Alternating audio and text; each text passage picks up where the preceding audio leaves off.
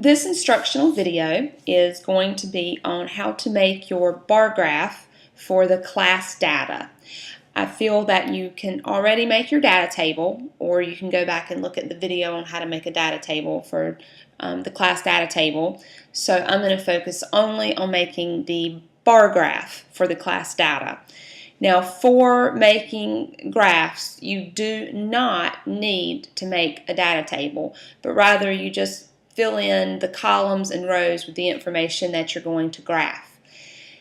I am only going to be graphing 4 of the cars, and I will be using made-up data. And I feel that just graphing 4 cars will give you an idea of what you're supposed to do to graph all the cars that we wrote down in class today. So the first thing we need is the surfaces. So I'm just going to start in column B, row 1, and I'm going to put the surfaces across the top in the rows. And in class today, as a class, we only wrote down grass, concrete, tile, and carpet. However, Carter, his group did test the dirt, but we did not get a chance to put that on our class data table, and so we're just going to leave our class data table as is. So we're going to, across the top, again, I have put the surfaces. Now notice this is different from what we did for the bar graph for just our one car. Okay, so for this graph, because we have several cars and we have several surfaces, we're going to do it a little differently. So the surfaces went across the top, and notice that I started in column B. Now starting in column A, row 2, I am going to put down my cars. This is the Tasmanian Devil, and the Volkswagen Beetle, the black truck,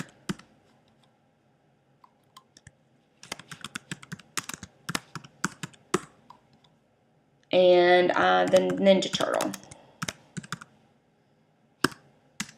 Okay, now notice that I have put these in column A, and I skipped over row 1 because row 1 has my surfaces in it, and I started at row 2, Tasmanian Devil, Volkswagen Beetle, black truck, Ninja Turtle. Okay, now I am going to put in the speeds for each of these next to the correlating car.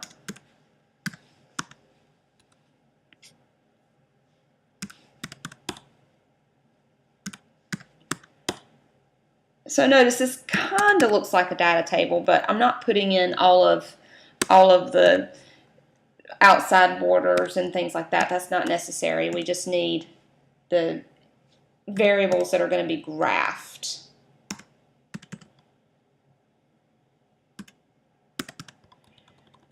My tile.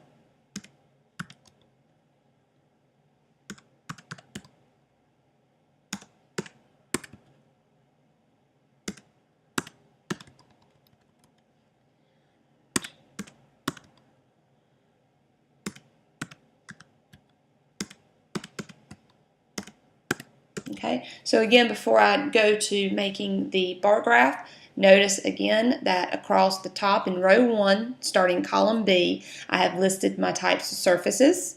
Then in column A, I have listed my type of vehicles, starting with row 2, and then I have filled in the information.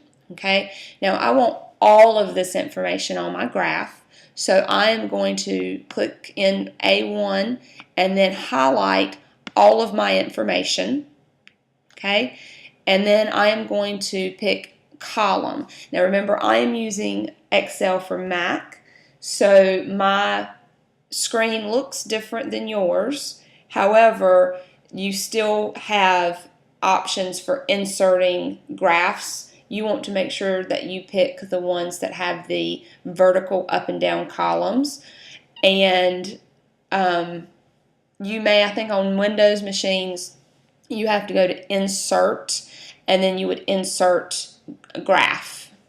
So I'm going to pick a column, and again, I did clustered columns for my individual, so I'm just going to pick cylinder clustered columns again for this.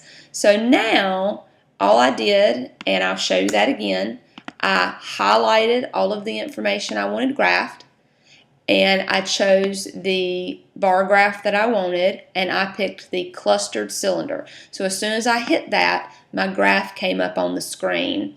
Now I'm going to make this a little bigger so it's easier for us to see. Alright, so if you notice, each color represents a different type of car. So the blue, now we have our series. The blue is the Tasmanian Devil, the red is the Beetle, the green is the black truck, and the purple is the Ninja Turtle. Notice that I have, this is my grass surfaces, concrete surfaces, tile surfaces, and carpet. So what's missing here is our titles for our X and Y axis and our chart title. So again, we're going to go to the top to pick that, and mine says chart quick layouts. Yours is going to be titled something differently, however the pictures will look the same, and I'm going to choose the one that has the series, title, and X and Y axis labels. When I do that, it's going to give me now an option to come in and change that chart title, and I'm going to name this bar graph the speed of toy cars on different surfaces. And then again, I need to change my y-axis, and my y-axis was speed, and we did speed in meters per second, so I need that unit there. And I've made my graph really big, so I am going to change my font here and make it a little bigger so that it's easier to see. And then I'm going to come down here and click on my x-axis, and my x-axis was, and notice that I'm just deleting the text that was there, and this was type of surface. And again, I'm going to make it a little bigger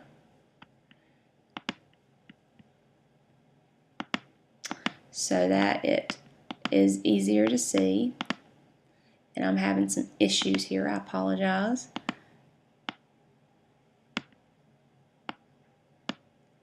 Okay, maybe I'm not going to change the size.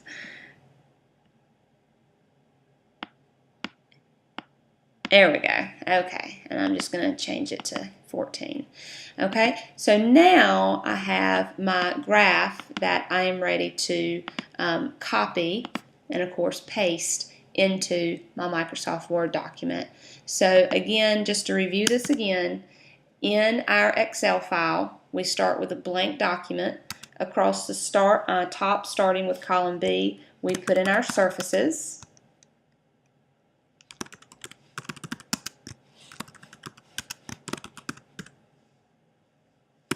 And then in column A, we put the cars that we're going to graph.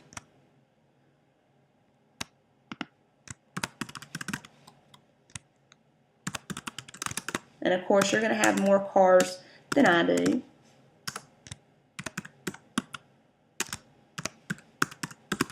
And then we just put in our numbers.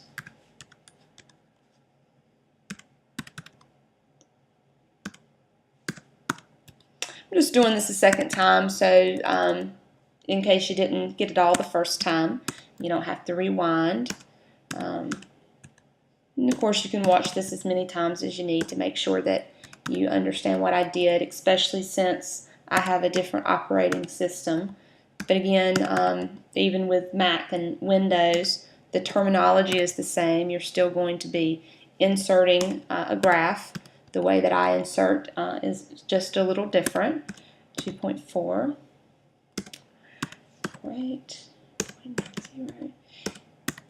And then you just highlight all of this information because that's what we want on our graph. We go to chart, or you go to insert chart. I'm going to insert just the clustered cylinder. Of course, depending on what you pick, it looks different. You could do pyramids. So however you want it to look, it doesn't need to be too fancy. And again, let me put in there that the dark black backgrounds and that sort of thing are very hard for me to read. So keeping a white background is much better. So again, we've selected our graph that we want to use, and then we have to come in and select the option that lets us change the titles.